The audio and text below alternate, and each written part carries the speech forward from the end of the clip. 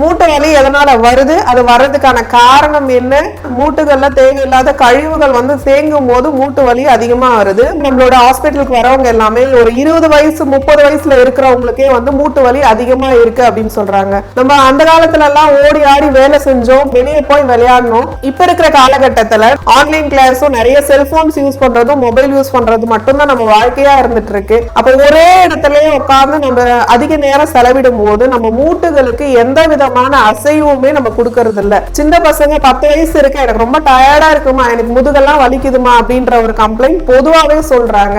உடல் உழைப்பு அங்க இல்லாம போறதுதான் நம்மளுக்கு மூட்டு வலி உருவாகிறதுக்கான அடிப்படை காரணம். ஃபாஸ்ட் ஃபுட் கலாச்சாரத்துல நம்ம தேவையில்லாத உணவுகள் சாப்பிட்டுட்டு வரோம். அதெல்லாம் சாப்பிடும் போதும் நம்மளுக்கு உடல் எடை உடல் பருமன் அதிகமாகுது. மூட்டுகள் வலி எளிமையாவே வந்துரும்.